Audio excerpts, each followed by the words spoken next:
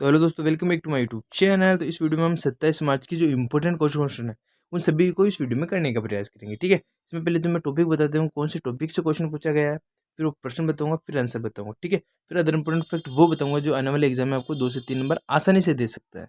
क्योंकि ये जो फैक्ट बताता हूँ मैं, जो भी फैक्ट होते हैं 2025 के एग्जाम में रिपीटेबल फैक्ट होते हैं।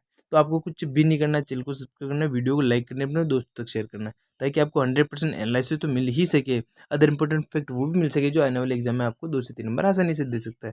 ठीक है, तो बिना देर के वीडियो स्टार्ट करते हैं। तो हमारा पहला क्वेश्चन संविधान संशोधन से क्वेश्चन था। ठीक है, तो क्वेश्चन पूछा गया था 86वें संविधान संशोधन अधिनियम 2002 द्वारा कौन सा प्रावधान नहीं जोड़ा गया था। ठीक है, तो मैं क्या करूंगा, इसमें जो जो जोड़े गए हैं वो बता दूंगा, क्योंकि ऐसे भी कभी कभी पूछ लेता है और ये इंपॉर्टेंट संविधान संशोधन है। तो आप देखोगे संपत्ति का अधिकार 44वें संविधान संशोधन द्वारा हटाया गया था। ये इसमें गलत पूछ रखा था ऑप्शन, लेकिन आपको इम्पोर्टेंट ये है जो आप देख लो। आप देखोगे अनुच्छेद 21A जो 6 से 14 वर्ष के बच्चों की शिक्षा को मौलिक अधिकार के बारे में बताता है। ये 86वीं संविधान संशोधन द्वारा जोड़ा गया था। और जो अनुच्छेद 45 है ये बचपन की देखभाल और शिक्षा डीपीएससी से संबंधित है। समझ में आ गया। और जो अनुच्छेद 51(1) के है वह माता पिता का कर्तव्य है कि बच्चों की शिक्षा का अवसर उन्हें प्रदान करे। ये 86वें संविधान संशोधन द्वारा जोड़ा गया था। समझ में आया। नेक्स्ट क्वेश्चन देखेंगे हम। जो हमारा नेक्स्ट क्वेश्चन पूछा गया था वो सिंधु घाटी सभ्यता से क्वेश्चन था। तो क्वेश्चन में पूछ रखा था इन्होंने, सिंधु घाटी सभ्यता के किस स्थल पर गोदीवाड़ा पाया जाता है। तो आप देखोगे ये लोथल गुजरात में पाया जाता है। अब हम इसके बारे में अदर इंपॉर्टेंट फैक्ट वो भी पढ़ लेते हैं जो आने वाले एग्जाम में इंपॉर्टेंट बन सकते हैं। तो आप देखोगे लोथल के बारे में हम देखेंगे, इसे मिनी हड़प्पा भी कहा जाता है। ठीक है, कभी कभी इसकी नदी पूछ लेता है तो आप देखोगे ये भोगवा नदी के किनारे स्थित है। ठीक है, जो हड़प्पा है वो दयाराम साहनी द्वारा 1921 में खोजा गया था और यह एक प्रथम स्थल है जो खोजा गया था। कभी कभी जो इसके जो खोज करता है उसके बारे में क्वेश्चन भी पूछ लेता है, तो ये भी याद रखो। वो धोलावीरा इंपॉर्टेंट है, इसके बारे में हम देखेंगे। ये जल संचय प्रणाली के लिए प्रसिद्ध माना जाता है। जो मैनेजमेंट है वाटर मैनेजमेंट के लिए सबसे प्रसिद्ध माना जाता है, क्योंकि यहाँ पर 20,000 लोगों के वाटर की व्यवस्था पाई गई थी। समझ में आया। नेक्स्ट क्वेश्चन देखेंगे हम। तो नेक्स्ट क्वेश्चन है हमारे प्राचीन इतिहास में जो हड़प्पा सभ्यता है उससे क्वेश्चन पूछा रखा था। तो क्वेश्चन में बताया गया था हड़प्पा सभ्यता के लोग तांबे मुख्य रूप से वर्तमान में किस राज्य में पाए जाते थे। मतलब जो वहां पर तांबा पाया जाता है वो वर्तमान में किस राज्य में पाया जाता है, तो वह राजस्थान के खेतड़ी क्षेत्र का था। समझ में आया। ठीक है, अब हम देखेंगे हड़प्पावासी सोने के लिए कर्नाटक कर्नाटक और कीमती पत्थरों के लिए गुजरात व अफगानिस्तान पर निर्भर रहते थे। तो किसके लिए कहाँ पर निर्भर रहते थे वो बता दिया। अब हम देखेंगे तांबा ओमान अरब से आयात किया जाता था। जो वो तांबा नहीं है क्या, वो कहाँ से, अरब से, जिसे पहले ओमान कहा जाता था, वहां से आयात एक्सपोर्ट इंपोर्ट किया जाता था। समझ में आया। नेक्स्ट क्वेश्चन देखेंगे हम। तो हमारा नेक्स्ट क्वेश्चन पूछा गया था मध्यकालीन इतिहास में, वो भी वो ट्राई पार्टी बैटल नहीं होता, त्रिपक्षीय संघर्ष, ये भी बहुत ही ज्यादा, ये 4 से 5 बार अलग अलग शिफ्टों में पूछा गया था क्वेश्चन। तो हम देखेंगे जो क्वेश्चन पूछा गया था, पूछा रखा था त्रिपक्षीय संघर्ष के प्रारंभ के समय कन्नौज पर किसका नियंत्रण था। तो वह इंदिरा युद्ध का था, जिसे आयुष वध कहा जाता है। कंप्लीट हो गया। यह संघर्ष 3 बड़ी शक्तियों के बीच लड़ा गया था। कभी कभी पूछ लेता है वह शक्तियां कौन कौन सी है, पाल थी, प्रत्यार्थी और राष्ट्रकूट। ठीक है, कन्नौज उस समय उत्तर भारत की सत्ता और समृद्धि का प्रतीक माना जाता था। अभी क्यों माना जाता था मैं बता देता हूँ। तो ये जो क्षेत्र था ये यहाँ का क्षेत्र था। ठीक है, तो ये जो गंगा यमुना है ना वहाँ का क्षेत्र था। तो यहाँ पर दोआब क्षेत्र था। दोआब का मतलब होता है जहाँ पर जो नदियों का संगम मिलता है, वहाँ की जो उपजाऊ जो मिट्टी होती है वो सबसे ज्यादा उपजाऊ होती है। तो इस उपजाऊ मिट्टी के लिए लोगों में लड़ाई होती थी। क्यों? क्योंकि उस टाइम पैसा वैसा लोग नहीं देखते थे, केवल वही उपजाऊ जमीन देखते थे जहाँ पर दान जो कृषि सर्वाधिक मात्रा में की जा सकी है। तो इसलिए वहां पर लड़ाई होती थी। समझ में आया। कभी कभी पूछ लेता है लड़ाई किस लिए होती थी, तो जो दोआब के क्षेत्र के लिए लड़ी हुई थी। समझ में आया। नेक्स्ट क्वेश्चन देखेंगे हम। तो हमारा नेक्स्ट क्वेश्चन कहाँ से पूछा गया था वो देख लेते हैं। आधुनिक इतिहास में 1857 का जो विद्रोह था उससे क्वेश्चन पूछ रखा था। तो क्वेश्चन में पूछ रखा था 1857 के विद्रोह के बाद अंग्रेजी ने किस मुगल सम्राट को रंगून निर्वासित कर दिया था। रंगून का मतलब होता है जो अपना म्यांमार, उसे रंगून कहा जाता था। तो उन्होंने बहादुर शाह जफर द्वितीय को भेजा था। समझ में आया। ठीक है, उनकी मृत्यु कभी 1862 में रंगून में हुई, जिसे अभी के टाइम में म्यांमार कहा जाता है। ये हो गया। ठीक है, वे मुगल साम्राज्य के अंतिम शासक थे और एक प्रसिद्ध उर्दू कवि थे। ठीक है, कभी कभी पूछ लेता है कि वे किस भाषा में कवि माने जाते थे, तो उर्दू के कवि थे। कंप्लीट हो गया। नेक्स्ट क्वेश्चन देखेंगे। तो हमारा नेक्स्ट जो क्वेश्चन पूछ रखा था किससे पूछ रखा था उन्होंने, भारतीय स्वतंत्रता संग्राम में जो प्रसिद्ध नारे जो बताए रहते हैं ना, तो मैंने कुछ नारे जो इम्पोर्टेंट पूछे जाते हैं वो भी बता दिया आपको। इसमें जो क्वेश्चन पूछ रखा है, स्वराज मेरा जन्मसिद्ध अधिकार है, और मैं इसे लेकर रहूंगा। ये प्रसिद्ध नारा किसके द्वारा दिया गया है? तो ये प्रसिद्ध नारा बाल गंगाधर तिलक द्वारा दिया गया। ये हो गया कंप्लीट। अब इसके जो अदर इंपॉर्टेंट फैक्ट है वो भी देख लो। तिलक को लोकमान्य नाम के नाम से भी जाना जाता है, ठीक है। उन्होंने जनता के राष्ट्रवाद जगाने के लिए एक तो केसरी और एक मराठा समाचार पत्र का भी प्रकाशन किया था, ताकि लोगों को इनके माध्यम से सूचित किया जा सके। कंप्लीट। नेक्स्ट क्वेश्चन देखेंगे। तो नेक्स्ट जो क्वेश्चन पूछा जाता है वो कला एंड संस्कृति नहीं तो आर्ट एंड कल्चर में बुक से क्वेश्चन था, जो राजतरंगी से इसके बारे में बताइए, किसके इतिहास के बारे में बताती है, इससे क्वेश्चन पूछा गया था। तो हम देखेंगे राजतरंगिणी की रचना किसके द्वारा की गई थी और ये किस क्षेत्र का इतिहास बताती है। तो राजतरंगिणी एक तो कल्हण द्वारा लिखी गई थी, ठीक है, और किसके इतिहास बताती है? कश्मीर का इतिहास बताती है। कंप्लीट हो गया, ठीक है। अब कौन सी शताब्दी थी वो भी बता देता हूँ। हम देखेंगे इसे भारत का प्रथम वास्तविक ऐतिहासिक ग्रंथ माना जाता है। एक तो क्वेश्चन ये बन सकता है, और दूसरा बन सकता है यह 12वीं शताब्दी में संस्कृत भाषा में लिखा गया था, ठीक है।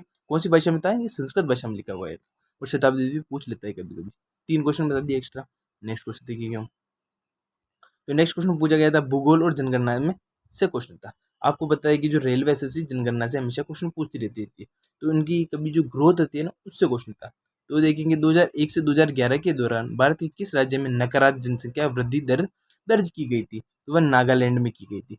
कभी कभी इसका प्रतिशत भी पूछ लेता है, तो आप याद रखते हो -58% दर्ज की गई थी। इसका मतलब होता है कि जो जनसंख्या है ना, जैसे कि पहले जनसंख्या 10 थी, तो अब जो जनसंख्या हम करने गए तो वहां पर 10 न होकर 8 हो गई, इसे कहते हैं नकारात्मक हो गया, ठीक है।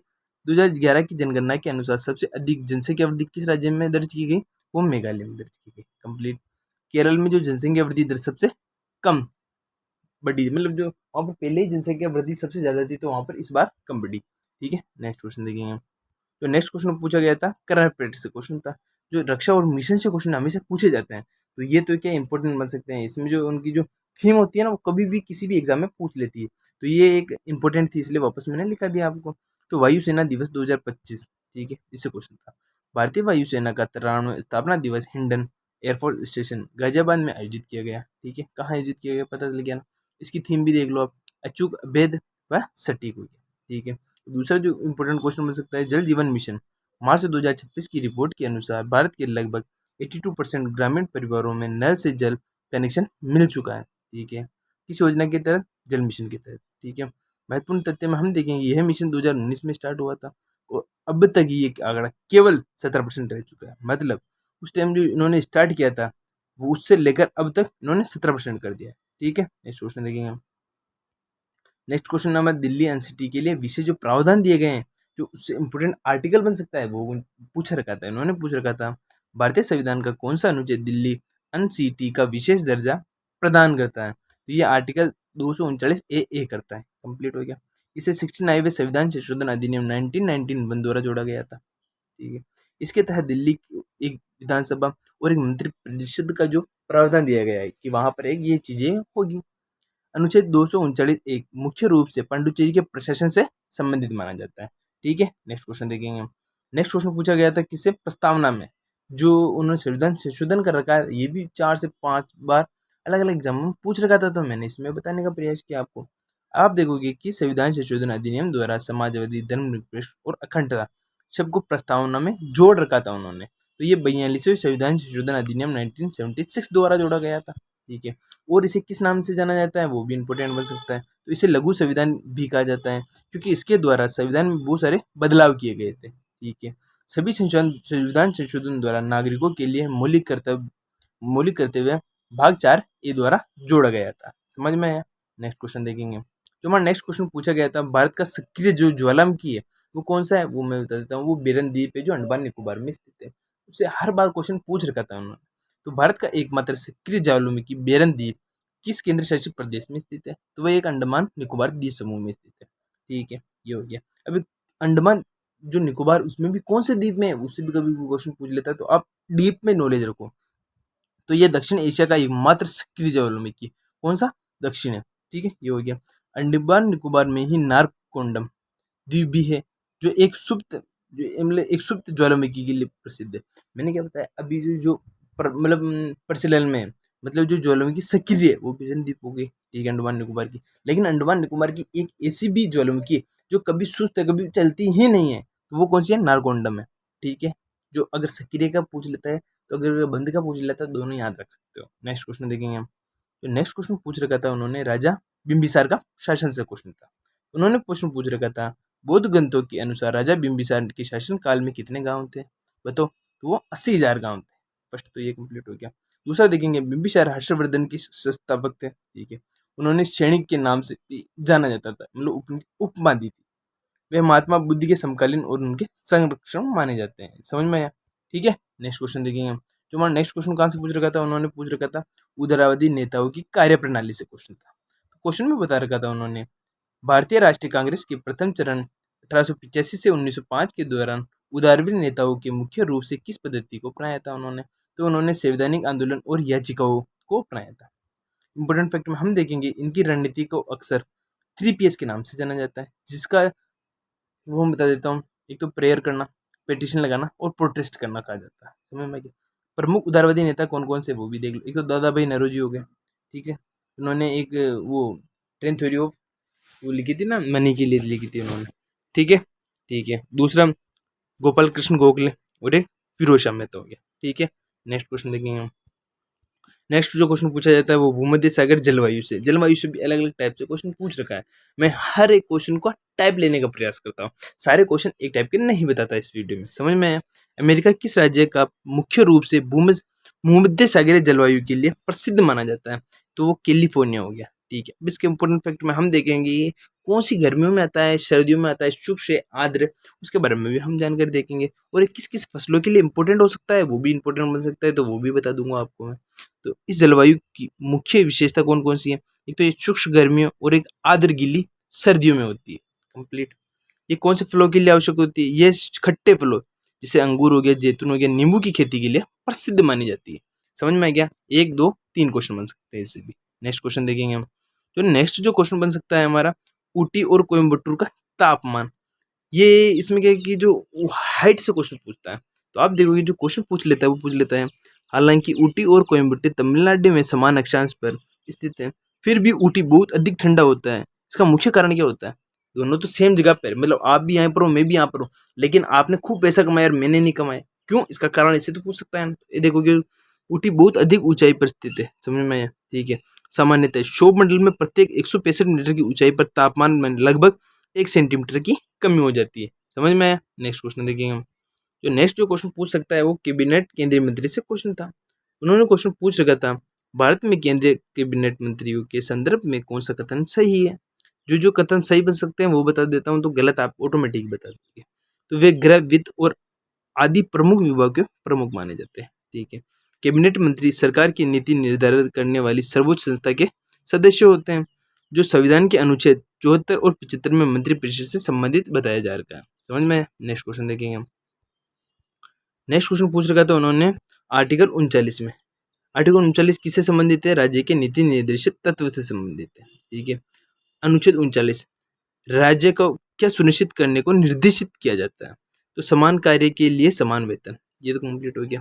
ठीक है, यह राज्य के नीति निर्देशित सिद्धांत जिसे DPSU कहते हैं, direct principle of state policy का हिस्सा है, जिसे भाग 4 में रखा गया है। समझ में? ठीक है, जो अनुच्छेद 39 का D है वह विशेष रूप से पुरुषों और महिलाओं दोनों के समान कार्य के लिए समान वेतन की प्रावधान बताता है। नेक्स्ट क्वेश्चन देखेंगे हम। नेक्स्ट जो उन्होंने क्वेश्चन पूछ रखा था, किससे पूछ रखा था?